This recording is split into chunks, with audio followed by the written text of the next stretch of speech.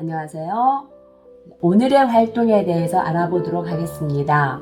오늘의 활동은 하루 동안 별이 이동한 방향과 1시간 동안 이동하는 각에 대한 것을 한번 알아보도록 하겠습니다.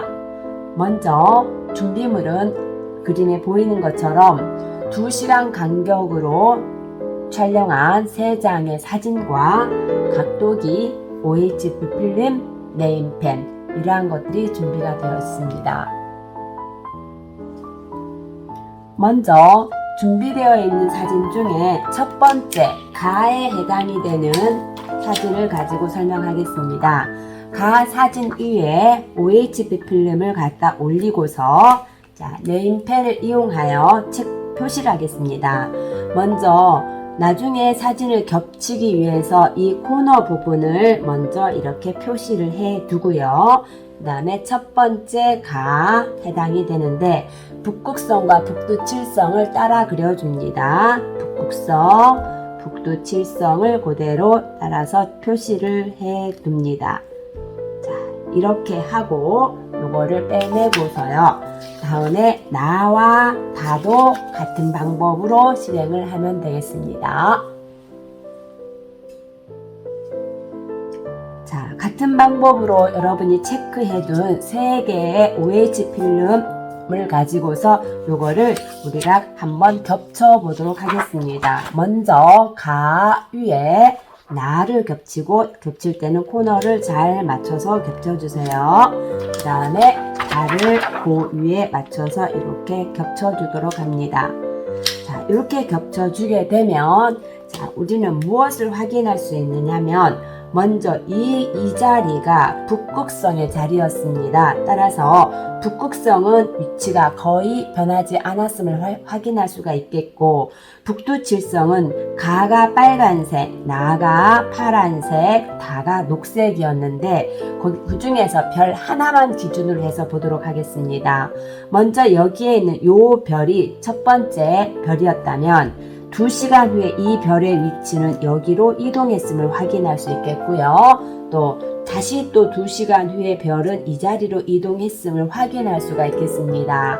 따라서 북극성을 중심으로 해서 우리가 여기에 방위 표시를 하게 되면 일반적인 방위 표시의 방법과 같은 방법으로 방위 표시를 했습니다.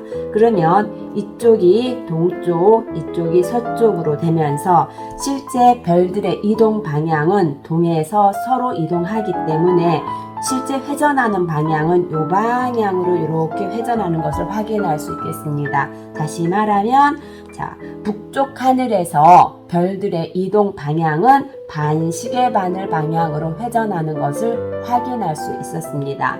그러면 회전하는 각도는 얼만큼 되느냐? 실제 여기서 여기까지 2시간, 여기서 여기까지가 2시간이었기 때문에 총 4시간을 움직였습니다. 그러면 이 4시간이 움직인 각도를 알아보기 위해서 여기에 북극성과 이 북두칠성의 별을 한번 연결을 한번 해보겠습니다. 연결했을 때 북극성을 중심으로 해서 움직인 각을 측정하기 위해서 각도기를 이용해서 이렇게 측정을 해 보도록 할게요. 자, 여러분 잘 보이시는지 모르겠는데요. 이렇게 확대를 한번 해보겠습니다. 자, 보이나요? 자, 이렇게 되면 요 각이 여기서 여기까지의 각이 몇 도인 걸 확인할 수 있느냐면 60도인 것을 확인할 수가 있겠습니다.